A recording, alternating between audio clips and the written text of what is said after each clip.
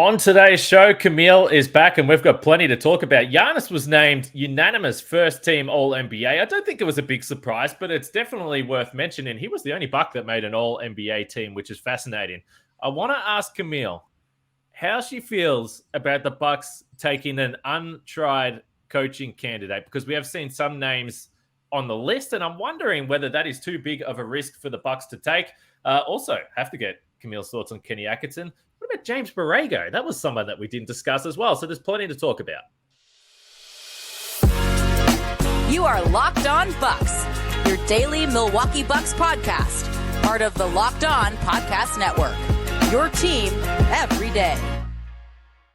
You are Locked On Bucks. My name's Kane Pittman. You can see and hear me on this show Monday to Friday, and also from my work over at ESPN. And alongside me from this show, as many times as I can bring her on, as well as the Tech Fail podcast, Camille Davis, absolute favorite of not only mine, but the listeners. Let's be honest about that, Camille. It's great to have you here. And we also say it's great to have the listeners here. We appreciate the support, whether you're listening, whether you're watching. It helps us big time. And there is just so many fascinating talking points about the Bucks. It's normally I get to the off season and I'm depressed and I don't know what to talk about. And I'm frustrated that I'm doing this show every single day. But it feels like with the Milwaukee Bucks right now, there is news every single day. And that's why we're continuing to see big listener and viewer numbers, which we appreciate. It's free to subscribe, comment, like, give us your thoughts on what the Bucks should be doing or all the news that continues to drop. It's free to do, and it helps us keep pumping out this show on a daily basis. So we really appreciate it. Camille, we haven't spoke that much about what candidates could be on the list. Mm-hmm. So I want to get into that today. Like I said, I want to ask you about how anxious, or maybe not anxious at all, you would be about a completely untried coach. But first, Giannis, unanimous All-NBA. The fifth straight year he's been unanimous. So every year, not that it's about Bud, but that is how we define the era. Yeah.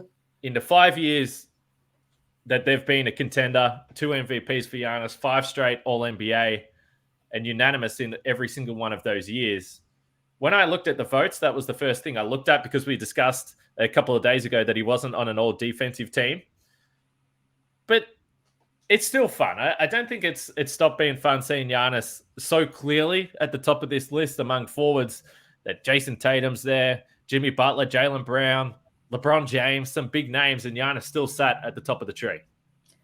Yeah, that's one of the things when I saw that he didn't make the all defensive teams, it was a mild shock where it was like, oh, that's interesting. I would have thought that I would see his name at least on the second team, but seeing Brooke and Jrue on there, I was like, well, if there were going to be 2 of the 3 to make it, those would be the 2 that I would have put on that team as well. And on top of that, Giannis is probably going to be recognized all NBA as well, first team. That was my mentality thinking about it.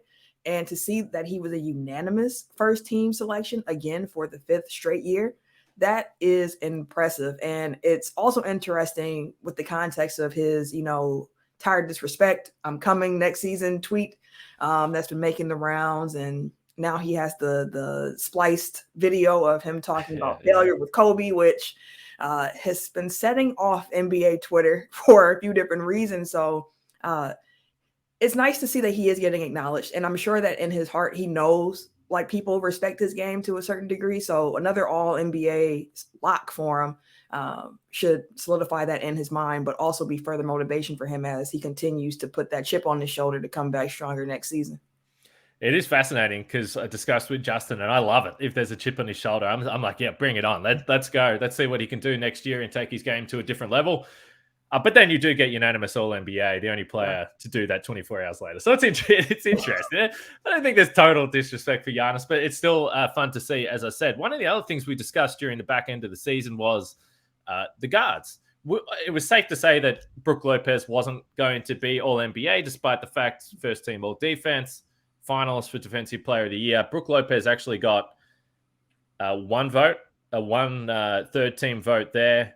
Other centers, so he was actually still behind Anthony Davis, Bam Adebayo, Kristaps Porzingis, who didn't make the All-NBA third team. But you knew it was going to be Embiid. He gets first team. Jokic gets second team, which feels kind of harsh in its own right. I mean, that doesn't feel quite right. And then the third team, center, Domantas Sabonis, who we discussed as well. So Brook Lopez misses out. Jrue Holiday actually wasn't that close. He finished with 39 total votes, 5 second-team votes, which is interesting. He had 1 first-team vote. I'm not sure who that was. And then 19 third-team votes. So he finished on 39 total points. Ja Morant was still ahead of him in the guards that didn't get those votes, but Ja Morant had 44. And then you had to go all the way up to Damian Lillard on 137. So it actually wasn't that close for Jrue. And we discussed it, and I wanted to try and talk it into existence, but in the end, it wasn't that close. Yeah, we're at a point in the league right now. There's a lot of talent in the NBA right now. This is not, the Eastern Conference years of the NBA where only one conference was good. Like, there is talent spread all amongst this league. And Jrue had a really good season. And it's not a knock on him to say, like, you're not all NBA. It's just that there are some other guys who have had outstanding seasons. Like, I was happy to see that Dame made it to third team, although Portland was so bad. But Dame had a career year. Like, he was outstanding, although everything else around him was just falling apart. And looking at De'Aaron Fox on the third team, like, I would give it to Swiper too, like, clutch player of the year now as well. What he was able to do along with Domantas Sabonis and turning around this Kings team and actually taking them to the playoffs. A really thrilling, 7-round series with the Warriors. Although when it comes to these awards, it's just regular season. And when you look just at the regular season resume of the guys who made these teams, I feel like they got it right. SGA, breakout year, makes sense for him to be first team. Luka is Luka Magic. Even though, Dallas kind of trailed up at the end there, Luka was Luka throughout the year. Steph Curry, Donovan Mitchell, like, it just not enough room on these teams for Jrue, which again is not a knock on Jrue. It's just a credit for how talented the league is right now. Yeah, I agree. And overall for Jrue, all-star, first team, all defense, pretty nice here. Again, didn't finish the way we would like it to, but pretty spectacular year all around for Jrue Holiday, I would say, certainly during the regular season. I want to get to the untried coaches. That is the big topic for today's show that I think is going to be fascinating to get into. But just quickly, we had a detailed podcast on Kenny Atkinson from our friends on Locked On Nets, Adam Armbrecht, yesterday. So I really found that an interesting chat. So if you missed that podcast, go back and find out some more about Kenny Atkinson. But what was your initial reaction to this? Because he is a coach that was pretty highly regarded. And as Adam kind of suggested on that podcast, it's not like he got fired in unceremonious circumstances. They just completely shifted the course of the franchise and went with a different guy. Yeah, when you look at those Nets team, it was right, before KD and Kyrie arrive, and you're watching this team and you're like, wow, like, this Nets team is really building something. They're coming out of the wreckage that was the, big Celtics trade that they had to get KG and Paul Pierce over there, where they emptied out a lot of their assets. So to see them rebuilding at that time and seeing how Kenny was coaching that team, it was kind of like, this could be special. And then next thing you know, you have these superstars who come into the building and everything changes to fit that schedule. So like you said, he just kind of had to go because he didn't fit those plans anymore. Now, I have not gotten a chance to listen to the episode with the deep dive on Kenny Atkinson, so I'm definitely going to do that. But I have a certain type of coach that I want for this team going forward. And when you look at the Bucks and what Bud was able to accomplish, and I've heard you talk about it on Tech File this week. We spent a good amount of time talking about the Bucks letting Bud go and what that means for the franchise and all that Bud brought to this team. And you look at his strengths as a coach, defensive, very good defensive coach. Offense leaves a little bit to be desired, right? So with that being said, when I'm looking at who can be the next head coach of the Milwaukee Bucks, I would like a head coach that has a little bit of seasoning when it comes to that offense, because the way that half-court offense tends to stall out a lot of the times in the playoffs when things get, when it gets down to crunch time and things get harder and things slow down and teams are keying in on you. Like, I would like to see a head coach that can bring more offensive creativity to the system, because they already have the bones here of a great defensive team. We've seen it with Bud. So if they're bringing back a lot of these same guys, maybe you tweak how they're used. Maybe it's not drop coverage as the main coverage, or maybe it's drop if Brook Lopez is still on the team, and you switch it up that way. But I think the Bucks need the most help on the other side of the ball. So the head coach that I would want for the team would have to have a pretty good creative mind while not being, a sieve on defense as well. Yeah, where was Kenny Atkinson the last 2 seasons? Golden State Warriors. You want someone that's been around some pretty dynamic offense? That would be fascinating. And certainly those Brooklyn teams were pretty creative with a non-superstar as well. Now, just to let everyone in, the reason why you haven't listened to that podcast yet, Camille, is because I'm traveling a little bit later today. And we are recording this about 10 minutes after I finished the chat about Kenny Atkinson. But listen to both the podcasts because they're really fun. All right, let's get to the untried coach conversation next. And one other question I've got for you. Are the Bucks about to go down the path of bringing in another extended Gregg Popovich coaching tree coach? We'll get to that next after I talk about eBay Motors for a championship team. It's all about making sure every player is a perfect fit. It's the same when it comes to your vehicle. Every part needs to fit just right. So the next time you need parts and accessories, head to eBay Motors with eBay Guaranteed Fit. You can be sure every part you need fits right the first time around. Just add your ride to my garage. Look for the green check to know the part will fit, or you'll get your money back, because just like in sports, confidence is the name of the game when you shop on eBay Motors. And with over 122 million parts to choose from, you'll be back in the game in no time. After all, it's easy to bring home a win when the right parts are guaranteed. Get the right parts, the right fit, and the right prices on ebaymotors.com. eBay Guaranteed Fit, only available to U.S. customers, eligible items only, exclusions apply. Plenty still to get to next week on Locked On Bucks as well, so make sure you jump back in. Let's be honest, there's going to be some more coaching news, so we'll be able to continue to sift through that. Frank, if Frank's listening to this, I know you just brought another kid into the household, but at some point you got to pony up and podcast here with Pittman. We got financial stuff to talk about. The people are hungry for the salary cap stuff, and let's be honest, I'm not capable of doing it with the nuance of Frank Madden. So we're going to get to that next week as well, because the Bucks are in an interesting financial position. One other name, and this isn't an untried coach, but one other name that came up from some reporting from various sources, James Borrego. Now, this is fascinating because Kenny Atkinson has worked with Mike Budenholzer before in Atlanta. James Borrego was with the San Antonio Spurs for a number of years. Mm-hmm. Becky Hammon is another name we might mention later in this podcast that's obviously been around Gregg Popovich as well. Borrego spent 4 years in Charlotte. Not a winning record, but let's face it, they weren't great teams. I did see a few people comment that, hey, the Hornets used to always give the Bucks fits, particularly with what they were able to do offensively. They were the one team that the Bucks just could not figure out how to stop on the offensive end. James Borrego, we haven't mentioned him, but still young, only 45 years old. I obviously had that one attempt there with the Charlotte Hornets, but that was at least a name that I was curious about. The pedigree's there, obviously been with the Spurs for 3 seasons there as an assistant as well. Yeah, it's funny. Pop has been coaching for so long. It's almost impossible to not find someone who's attached to that key at this point. But no, when you mentioned the fact that he doesn't have a winning record, but neither does Kenny Atkinson, Mm-hmm. And when you look at what James Borrego was faced with in Charlotte, I believe 3 of those seasons were the post Kemba Walker years. And each year they were continuing to get better incrementally, but you saw improvement with that team as they were rebuilding with him at the helm. So interesting name to think about. I, again, would need to kind of dig a little bit deeper into his coaching profile there, but it's a name that I was kind of like, oh yeah, I forgot about him. I forgot that he's even out there on the streets available right now. So why not see if, when you bring him in for an interview, if he has something that can add to the team? Because like I said, they need some offensive seasoning for sure. And when you look at the roster as well, there are certain limitations to it. And I know a name that was brought up for some people like Mike D'Antoni. And it's an interesting one, of course, because we all know what D'Antoni can do. But on Tech File this week, my co-host Eric pointed out the fact, when you look at D'Antoni teams, he was at his best when he had a really solid point guard, like a true floor general point guard. So when it didn't work out as well, he didn't have that in New York and in LA, and Milwaukee might be more in those realms than so much than like the Phoenix realm. So I think fit does, personnel matters with that. And I think James Borrego, going back to him, could make something work with this roster, given the fact that he was able to make something out of a rebuilding roster in Charlotte. So it's an interesting name to consider.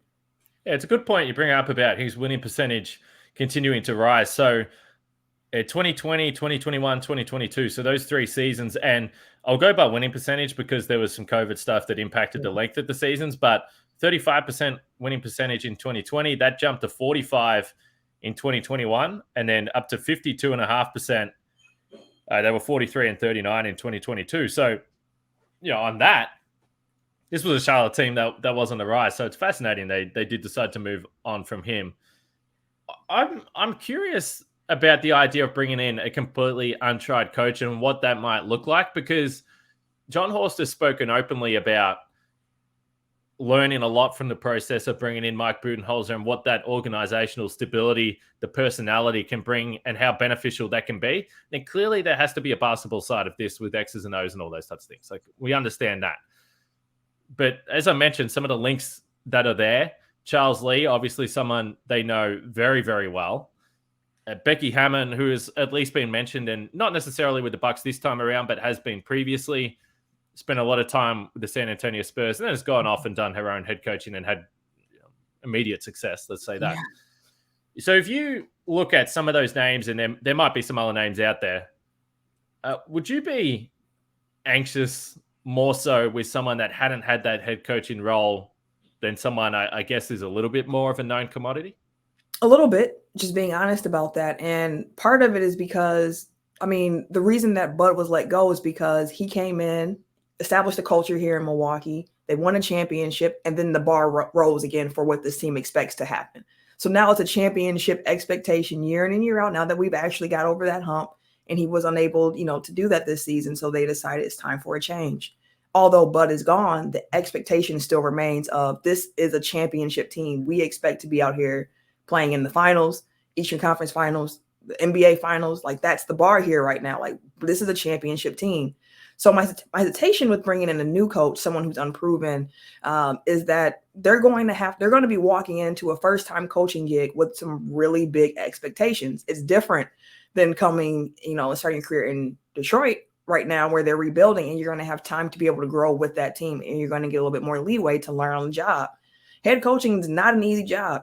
So to bring in somebody who's brand new into a team with these types of expectations, especially, I know Bucks fans don't want to hear it, but we're on Giannis timeline again because he's eligible to sign that extension this year. A couple years left on his contract. So we're also in that window as well. So if you bring in this rookie head coach, not only do they have the expectations of championships, but they're going to have the expectations of keeping the superstar happy. So there's a lot to juggle there. And I'm not sure if a first-time head coach would want to walk into that situation, or if it's even fair to put them into it. But again, if a first-time head coach does get hired, that must mean that they knock that interview out, and the team sees something in them that they think can be a fit for what they have going forward. But personally, I think it's just a hard situation to walk into, and I'm not sure if I would want that. And thinking about Charles Lee, I said the same thing with Darvin Ham, which for a while there, it was looking shaky in LA with Darvin Ham there and fans calling for his job. And it was just a lot of noise around Darvin Ham. And I just kept saying, I hope he goes somewhere,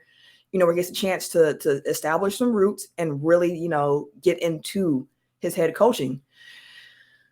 Looking good for the Lakers right now. But when Charles Lee thinking about that, like, is it more appealing to stay here in Milwaukee with those expectations, or is it more appealing to go somewhere like Detroit, like I mentioned before? So I don't know. Personally, I wouldn't be as excited for a first-time head coach, but we'll see how it goes. Yeah, I think that's interesting. I'm just looking up the Lakers coaching staff as we go through that. But I want to talk a little bit about that, because you bring up Darvin Ham. Taylor Jenkins is another one. So, because I think the conversation around Charles Lee is interesting. There's going to be familiarity there. But I've got a question regarding Charles Lee and what we've seen in previous years with the head coaches or assistant coaches we've been familiar with. So let's get to that next. All right, so you brought up Darvin Ham and the success he's had with the Lakers, and clearly what we have learned, and first of all, Darvin Ham as a people manager and a guy that can understand superstars and have that relationship, clearly unbelievable, because he clearly has had the respect of the superstars throughout the season. I think we've also learned that to have success in the NBA, it helps if you've got nice balance on the roster, and they fix that up at the All-Star break. So there's a couple of things to look at there. Taylor Jenkins, I think, has been in a really difficult situation in Memphis, but I think for the most part, the team's been successful. Mm-hmm. I imagine it's been more challenging. I don't want to say more challenging, but significantly more, I would guess of a roller coaster for Taylor Jenkins with everything that's been going on and off the court. But do you look at the success and the relative success immediately? And again, if you're basing that all on championships, then no, they haven't won a title. Well, Darvingham, not yet. But the Memphis Grizzlies, Los Angeles Lakers, do you look at the way that those teams have been able to get to the postseason straight away and feel more confident about Charles Lee? Because I just look back and people bring him up and they say, well, I want Charles Lee to be a head coach. And my question is, why? And I'm not saying why as in I don't want Charles Lee to be head coach. I'm just saying that I can't wrap my head around how you can be like, yeah, that's why I want an assistant coach that hasn't been there before to be in the job. So that's why with everyone, Charles Lee, Becky Hammond, Chris Quinn is someone that we have one commenter on YouTube. I have to mention him because he gets in every day and says he should be the head coach. Like, I don't know. Like, I would be more apprehensive about that just because I really don't know. We haven't seen any evidence in front of us to suggest what they're going to be like. And that's the hard part about especially looking like at assistant coaches, because when it comes to a coaching staff, you're not exactly sure of what they're handling. Like, they're just a unified front and the head coach is the face of it. So I have no idea exactly what Charles Lee has brought to the schemes, to managing the players' expectations, to being a people. I don't know. Same thing with you said Chris Quinn in Miami. Like I couldn't tell you exactly what they do. So like that's the thing with assistant coaches where it's like I can't be confident like that's the guy because I see it, because I don't know, because they're a unified coaching staff. So it's like you don't know until you take that leap of faith with them and you see them finally in that head coaching role to see what happens. Because even with Charles Lee, it's like, okay, you're coming from this bud tree, you were on this bench this year, so you saw how everything went. What about what you would bring to the team is so different than what we just got done seeing while you were on this bench as well? So it's that aspect of it. And like, I don't have the answer to that. And I'm sure the Bucks will ask it and you know, when they interview him about the position, but as a fan from the outside looking in, like I couldn't tell you. But there's upside clearly to someone like Charles Lee, because the benefit of going with someone that's untried is that the ceiling can be very high. And once they get their shot, they can take you there. And you think about guys like Spoelstra now. Yeah, he had some pretty serious superstar power there that catapulted him, but he's proved himself over a long time.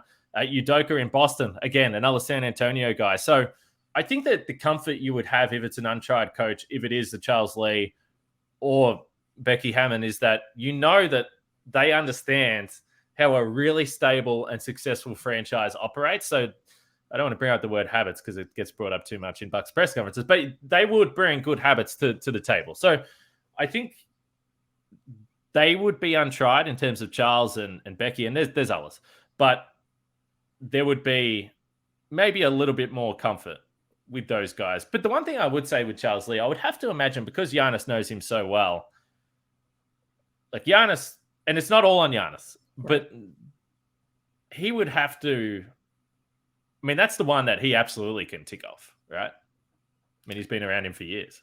Theoretically, yeah. Because like you said, he's been around for years. And I believe it was Horst who mentioned, like, you know, at the beginning stages, they're going to handle everything. And then once they kind of whittle things down, they're going to bring some of the players in to be part of the interview process as well. But if Charles Lee is moving along these ranks with the Bucks, I would think that, you know, like you mentioned, Giannis is kind of sitting there and being able to give his opinion on that because he knows him well. Most of the players on the team, they know him because he's been around. And I don't know if that's good or bad for it. Like internally, they know. But again, when you think about that whole unproven coach aspect of it, I could see why there would be fans who want to go that route, because you don't have any frame of reference. It's a blank slate. So you can be as optimistic as you want to be about the prospects of what they can bring to the table.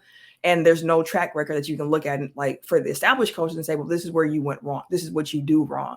Not considering what the roster makeup was, all the other factors that were at play, if front office had a voice in the conversation, whatever the case may be. So yeah. And one thing too with Charles Lee, now I'm thinking about it as well, because I know he's a finalist as well for that Detroit job. So or with how the timing of the Bucks search is going to affect that. And if it's a thing where it's like Detroit offers him, is he going to say like, no, because I'm still in the process to interview for this job with Milwaukee? Because from reports that have come out, it seems that the Bucks also want to talk to some guys who are currently under contract with the team. So I'm not sure how that process would work when it comes to the timing of it. So it's going to be an interesting proposition for Charles Lee.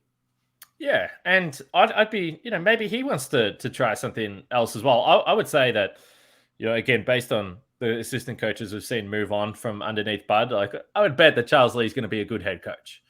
I think the big question for the Bucks is whether they want someone completely new that hasn't been a part of this last 5-year run. So it's going to be fascinating. But let us know in the YouTube comments: do you lean one way or the other? Untried head coach or someone that we've seen, whether it is an Atkinson, a Borrego.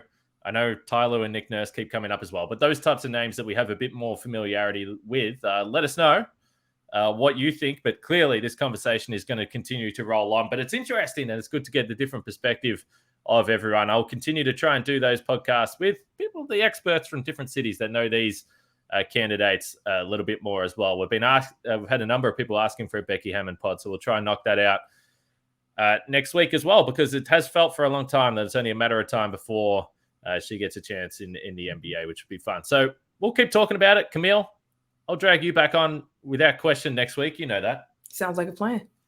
All right. We'll be back next week. Enjoy the weekend. If you're watching basketball, enjoy it. We'll catch you on Monday.